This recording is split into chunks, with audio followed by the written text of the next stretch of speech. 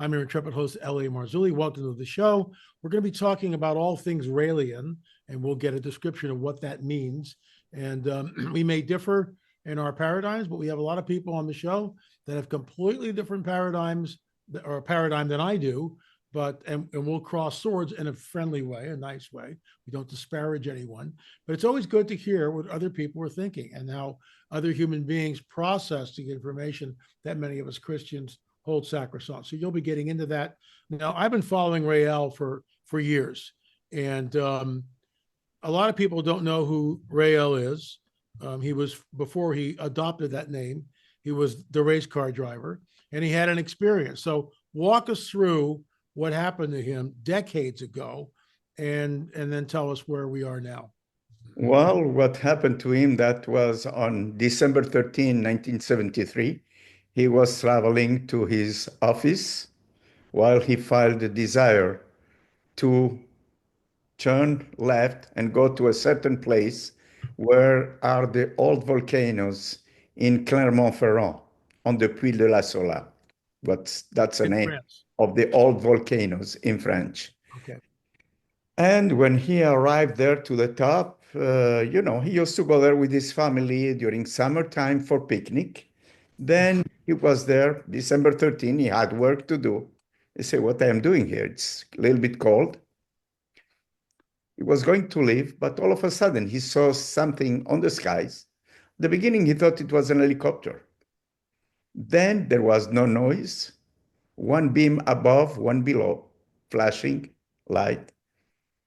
And then he realized it was a spaceship. He was, as a journalist, he say, I wish I had a camera or something because nobody is going to believe me. And a great event, and I would like to publish it. When he was surprised that when a ladder opened and he saw 2 feet coming down, then he say, wow, I don't going to move. Maybe they think I am a tree or something, and they will leave. Then he saw the whole body of a person coming down exactly like us, just a little bit shorter, a grayish skin, like not grayish, but like a little bit yellowish, like Asian people. Okay. About 1 meter 30, he thought it was a child. 1 meter 30, 1 meter 40, small beard, a man full of harmony, full of love, no weapons. And then he approached slowly Claude Vorillon, that was his name, of the journalist. Then Claude Vorillon asked him, do you speak French? Because at that time, Claude Vorillon didn't speak any English or any other language. And the extraterrestrial replied to him, I speak all the languages of the world. Wow.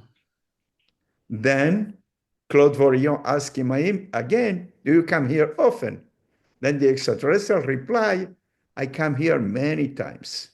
And today I came to meet with you. Your name is Claude Vorillon. You're married. You have 2 children. And we telepathically induced you to come here today, like we telepathically induced you 2 weeks ago to buy an original Bible, the only Bible translated in French, where the word Elohim have not been changed by God, was not changed by God.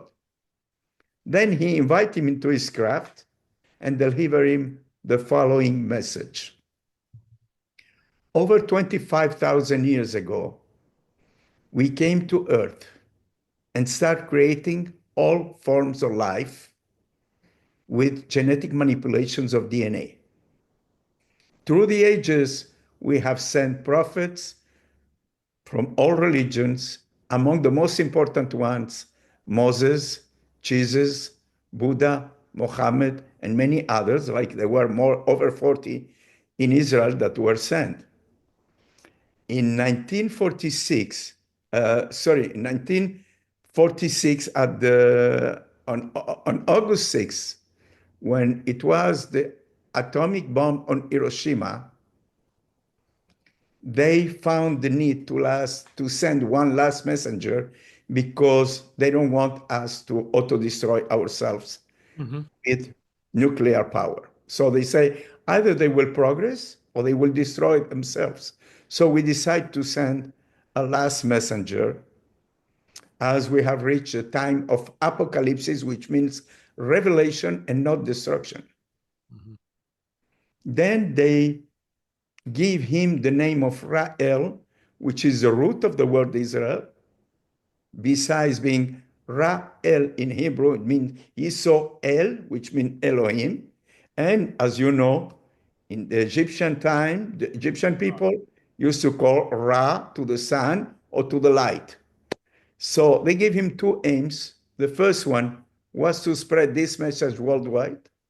The second one was to build an embassy, which is the third temple the Jewish people are willing to build to welcome those who come from the skies.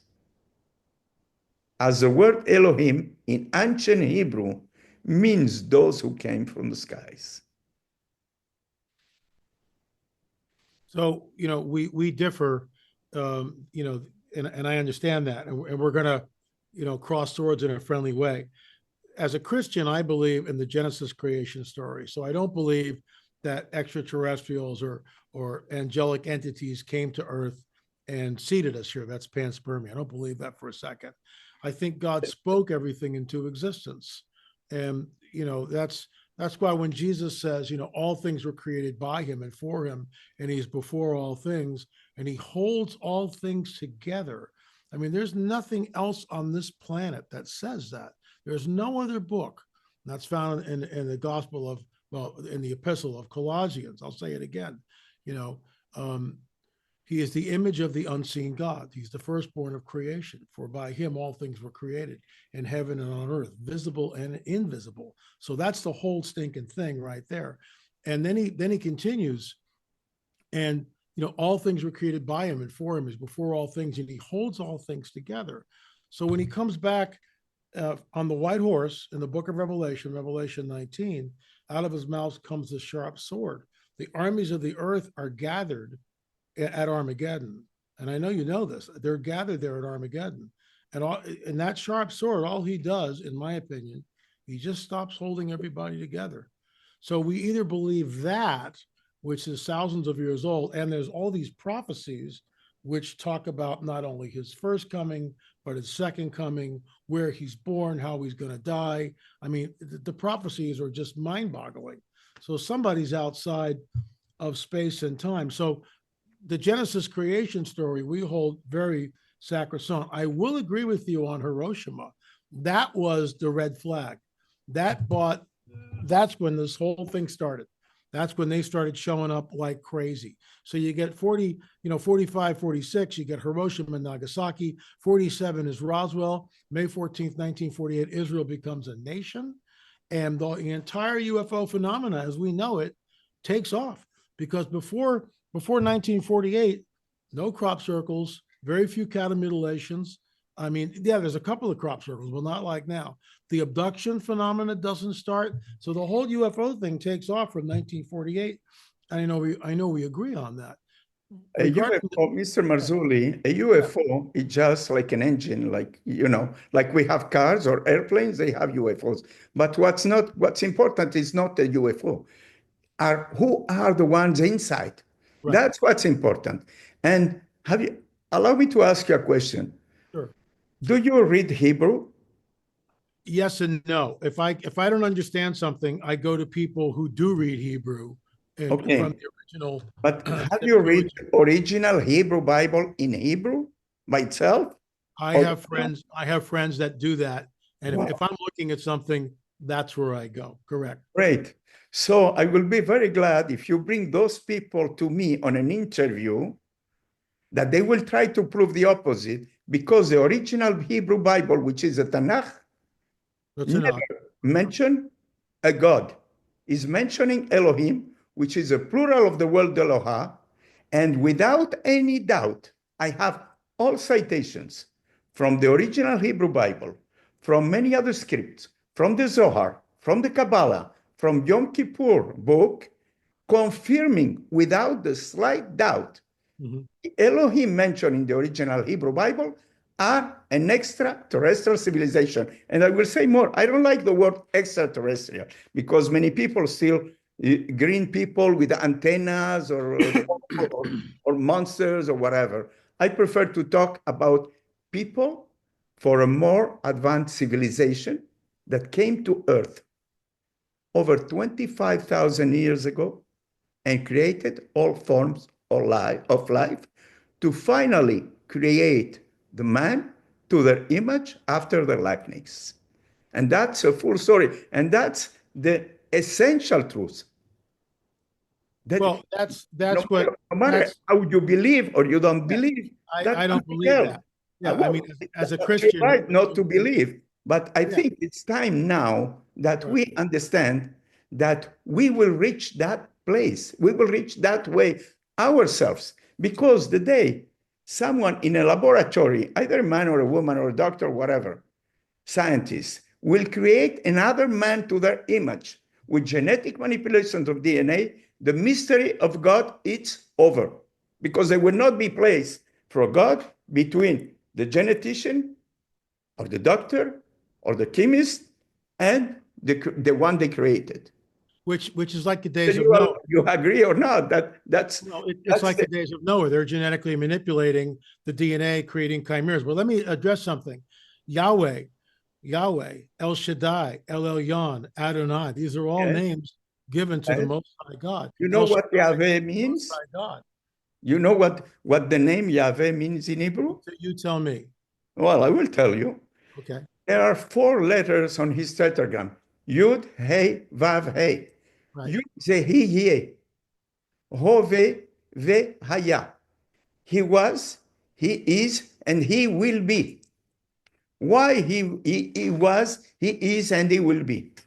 Because this Elohim, with their technology, they have reached a certain level of science that they live, first of all, they can live between 700 and 1,000 years. During those 700 and 1,000 years, after 700, the body starts a little bit like getting old. So what do? They can remove a cell of a human being. They put it on the machine because they have the technology for that. And they recreate exactly the same human being. Now, the same way today we buy a new computer and we download the memory from the old computer into the new one, they have also a technology to download the memory of this old body into the new one with all your thoughts, with all your experiences, with all your souvenirs, and with all your knowledge. So they make a new body with all what he knew in his old body, which means this is the only way to reach eternal life. Because there is nothing like that. See, People die and they fly to the skies. Respectfully, I have to completely disagree because you can disagree, but that's according to Yeshua, that's not the way it works. According to Yeshua, and here's the deal: behold, for the Lord Himself will descend from heaven with a shout, with the voice of the archangel and the trump of God. The dead in Christ will rise. That's a mysticism, sir. According Mr. Marzulli, that's mysticism. I got to finish. Excuse me. According to people who describe that they were primitives. How can they understand that? I will defend it all day long. Listen to what I'm saying. Listen to what I'm saying. For the Lord Himself, that's Jesus, the Lord Himself will descend from heaven with a shout, with the voice of the archangel and the trump of God. Here's the kicker: the dead in Christ will rise first. We who are alive and remain will be caught up together with those in the clouds to greet the Lord in the air, and so shall we evermore be with the Lord. We are body, soul, and spirit. I know you agree with that. Body, not at all. You don't. Not at all. Not at all. Well, we are body, soul, and spirit. My soul is my personality. There my is no spirit soul. is what goes on forever. Mr. Marzulli, there is no God and there is no soul. Well, we disagree. I mean, there is a soul and there is a God. There is no soul and there is no God. According to the message, He makes Himself known through His word of prophecy. According to the message the Elohim gave to Rael, there is no soul and there is no God. They Well, have why been should we taught by believe? Okay, God. okay. Excuse Why me. should we Have been believe taught, anything Rael have says? been taught by Anything. God as gods from primitive people that didn't know what was a bicycle. How can they understand that someone that was coming from the skies, everything was divine for them? Like still divine for many people that believe in miracles. What are miracles? It's another civilization, so many years that something you don't understand. If I take, let's say, an example, your great grandfather or my great grandfather, you put them on you put a television, and they will see a television today, and they will maybe hide behind to find out if there is someone hiding there, I because understand that. they were primitives. I How can understand. they understand a civilization that is 25,000 years above us? Or some other people, instead of looking around, they will put their I face understand on that. earth, and they will believe this is God that is talking to me. The biblical prophetic narrative, whether you go into the Tanakh or the New Testament, there's no other book. Rael has no prophecy. There's not one prophecy you can point to. Rael is the last Let me Elohim finish. Let me messenger finish. There's not who one is prophecy prophet. that you can point to, whether the Tanakh and the New Testament, of course, I believe in both, there's a shred of prophecy. Let me give you one from your end of the book. The prophet Daniel, an angel appears to him. Okay. By the way, it's also called Elohim. It's just a catch-all phrase for anything celestial, but I digress. So this angel talks to Daniel and he says, Daniel, it'll be like the days of Noah. It'll be like the days of Noah. Their seed will mingle with the seed of men, but they will not cleave to them. Now, what does that mean? Who are they? Who's he pointing to? Their seed. And he says, seal up the words to the book. And he gives us a prophecy. Men and women will run to and fro over the face of the earth. Knowledge will increase. Well, you know, and I know, until the 20th century, it was flatlined. And all of a sudden, now, as you and I are speaking, men and women are running to and fro over the face of the earth. Knowledge increases exponentially. And the seed war is mingling. The seed, this is where we get the hybrids, the abduction phenomena, walking amongst us, all this stuff. According to you, what happened to all prophets that were sent to Israel? What happened to them? Yeah. Israel rejected many of them. Israel rejected their Messiah, from my point of view. Either they killed them or they put them in jail. Yeah, or boiled them in And oil. what happened to Jesus? Jesus was a messenger of the Elohim, and this is why he was saying, my Father who's in the sky. What that means? My Father who's in the sky, it means my Father is a man, is the most important person, who is Yahweh, that's Jesus' Father, from another civilization, who is in the skies. My Father who's in the skies. I know, but see, that's not what we believe. We believe Yeah, well, when but you believe see him, you've it's seen the Father. Is it matter of believing or trying to No. show the essential truth? That's the truth. Show me one prophecy from Rael, just one. Just one. Just one. There's nothing there. First of all, what all Rael said during years, it's happening now. Rael was talking about clonation. Rael was talking about eternal life. Rael was talking about Israel for many years, and I saw here's what I'm talking about. Your book, the Tanakh, Amos the prophet. Amos the prophet, chapter, what is it? Chapter 9, 14 and 15. Amos 9, 14 and 15. I will bring back the captives of my people Israel. Of course. And for what reason they brought them back to Israel? In 1948, when the state of Israel was created, right, they gathered people from the north, from the south, from the east, and from the west to go into the land that the Elohim have given to our ancestors, because I'm Jewish. I know you are. They give them the land that they will come back. Why? Because they want them to recognize the last messenger, as they missed the boat 2,000 years ago with Jesus. And they want them to recognize, excuse me, let me finish. When they sent their last messenger, who is Rael, he should have been recognized because he is the one, the paraclete that was announced by Jesus. So he is the long-awaited Messiah. And because of that, the Messiah is the one that needs to build the third temple. And I will say it again. We issue a press release on August 6, 2015, mentioning that all Jews, all the real Jews, should leave Israel because the Elohim have drawn their protection upon Israel. Since 1948, on 6-day war in 73, they were protecting Israel. And you have proofs of that.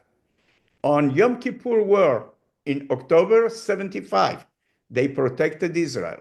In 1948, they protected Israel. But Israel doesn't deserve anymore the protection of the Elohim. And this is why, because we have been requesting from the state of Israel over 7 times, I think, and I was in Israel living for 18 years. And I know what the people with the stiff neck are. And the Elohim have drawn their protection upon Israel because Israel doesn't deserve anymore their protection. And because of that, Israel, it will be another diaspora like it happened many times. It won't be. And I'll tell you why. That's what you say. Okay, I'll bet you a quarter. Okay? Well, who's going to stop it? Let me finish your book, the Tanakh, Amos 9, 14, and 15. Listen to what it says. So if this is wrong, then the God, if this changes in any way, then the God of the Bible is wrong, and I'll start looking. There is no God, once again. But this is what he says. We differ on this. There is a God. He's a loving God. There is no God. There is no God, and there is no soul. I'm sorry if we disagree, but now you believe that the only thing is that you believe, and we Raelians understand. We don't believe. Well, we understand. I understand, and I do believe. Here's the prophecy, Rabbi, and you got to get your head around this. I will bring back the captives of my people, Israel. Check. They will build the waste cities. They will build the waste cities and inhabit them. Check. I've been to Israel. Waste cities are rebuilt. They will plant vineyards and drink the wine from them. Of course. They will plant gardens and eat the fruit from them. Of course. Here's the kicker. On what purpose? Here's the kicker. I will plant them in their land, and never again, listen to what I'm saying, and never again will they be plucked up. Never again will they be plucked up. I hope we will live long enough to see it, because I can tell you that even Ehud Barak, that was a chief of the army, that he was prime minister, he mentioned the survival of Israel will not last over 8 years. And we are already in the 77th year of the creation of the state of Israel. So they don't have too much left. And what it was announced on that press release, I saw your video and you were mentioning, oh, these people are anti-Semitic. How can we be anti-Semitic if we are the real Jews? Because the only ones who are the real Jews are those who recognize the Elohim as a civilization. You and I, you have the Elohim. You have the Elohim. So we know that the Elohim, you can do DNA testing. There's this particular gene which goes all the way back to Aaron, and the Elohim are in Israel. That last sentence is the one. Elohim are everywhere in the world, not only in Israel. I know, but the last sentence of that Amos prophecy is the one you have. No, not at all. Kohanim are worldwide. That's a family name. That is a Kohanim. Who are those who are the priests? Right. That's my point. So these are the real Jews that are back in Israel. They will never again be plucked up out of the land I have given them. So here's the deal. If they get plucked up out of a land, you and I need to talk, but that's not going to happen. I hope not, Mr. Marzulli, and I hope I am wrong. But without the protection of Israel, Israel can have the biggest army in the world. The way they behave with genocides and killing people without any reason, they don't deserve anymore, because on the 6th, when they receive the 10 commandments, the 6th commandment means you shall not kill. And there is another commandment that says you shall not steal. So the Israelis are stealing the houses of the Palestinians. They're stealing the land. They're killing them like salvages. What's the difference between Netanyahu and Hitler? There is any difference for you? Well, I would say yes. because October 7th, 1,200 Jews were Oh, absolutely butchered and massacred. let me explain you that. Let me Butchered explain and you that. massacred. I know where you're going to go with this. You're going to No, say no, that. no. I'm not going nowhere. I'm going to explain you exactly what happened. On October 7th, the day before, that was on Saturday morning when that happened.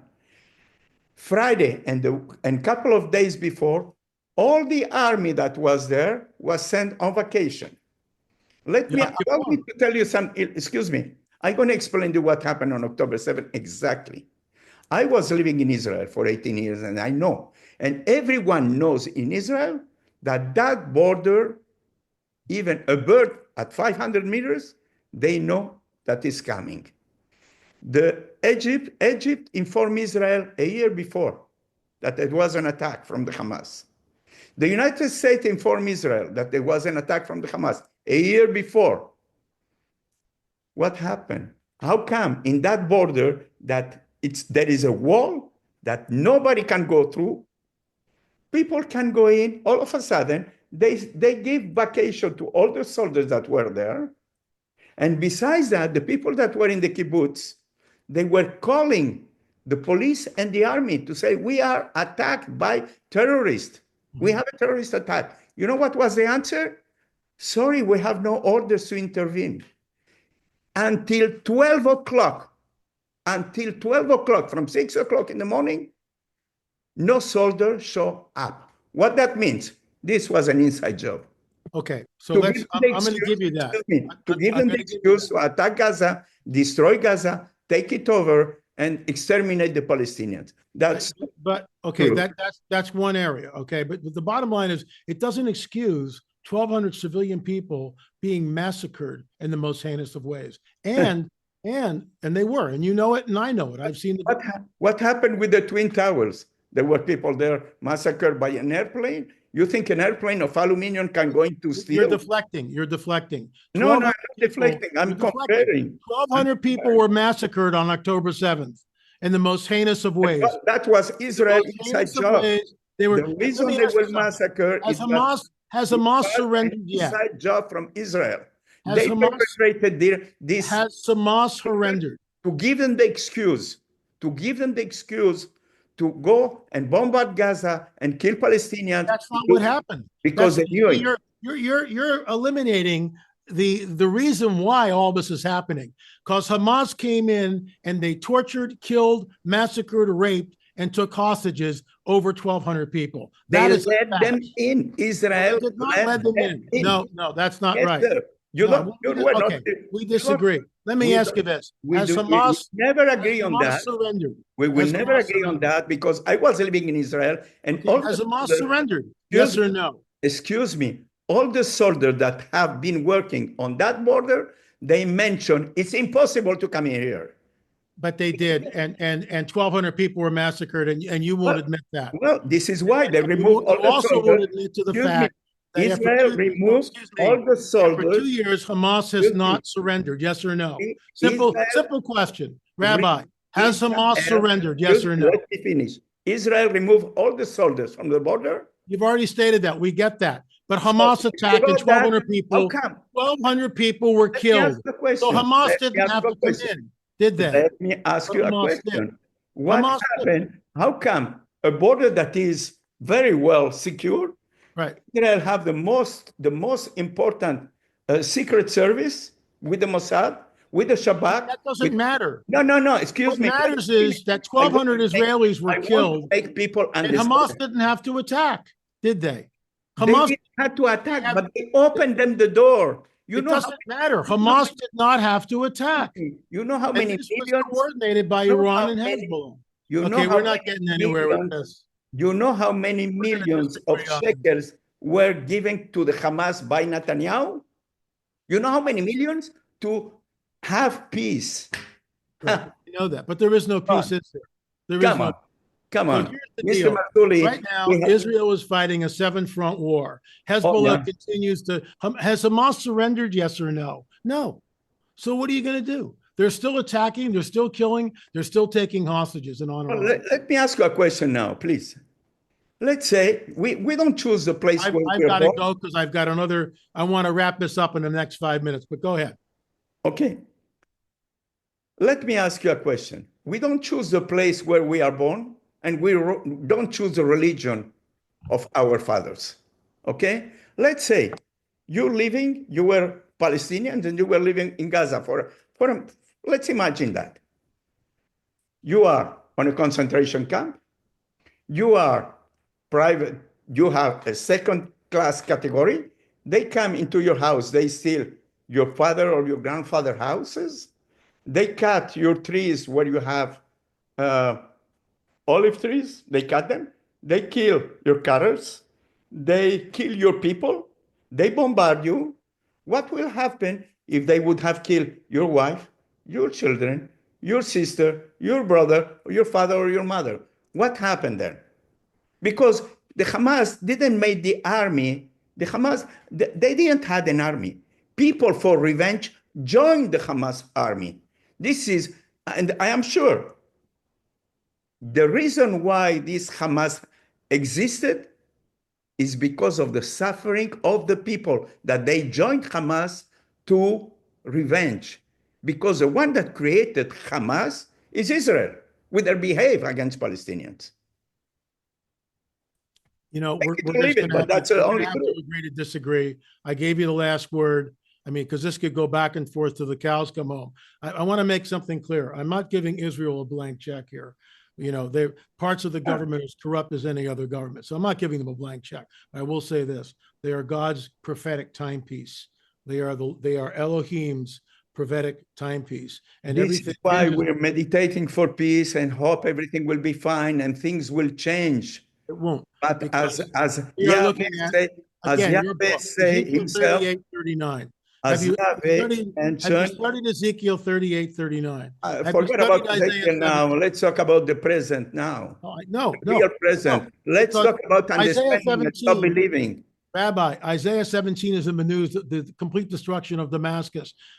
Ezekiel 38:39 shows that a confederation of nations, and there's not an Arab in the bunch. The lead is Gog, which is Russia, hook in the jaw, Turkey, and then Iran. Those three countries are already coalescing. That's the Ezekiel 38:39 war. And I would challenge you What to we call crack the open. war of Gog and Magog. Yeah, exactly. Crack that open and look at the nations. There's not an Arab in the bunch. I'll give you the last word. I got to go. I got another interview at 4 o'clock, and I got My to take. pleasure, Mr. Marzulli. Well, it's good to see you. I know we cross swords. We completely disagree. Doesn't matter. Okay, I'm telling you what is the truth because I was living in Israel and this was perpetrated by Israel to give them the opportunity to enter Gaza, massacre Palestinians, and take Gaza. well, we'll That's see what happens. And I completely disagree with that, but we'll see what happens. let's see. In the meantime, Mr. Marzulli, I'm not here to convince either you or anyone. This message, either you like it or not, is the fundamental truth about the creation of life on planet Earth by people from a more advanced civilization that came to Earth thousands of years ago and created all forms of life. As I say, I'm not here to convince you. I'm not here to convince no one. We are here to convey a message from them to you, to your auditors, to anyone who's listening. We have our website, rael.org, where you can download the books for free. You read them, you make your mind. But just ask yourself a single question. What if this is the truth? What if this is the truth? Peace and love to everyone. Shalom.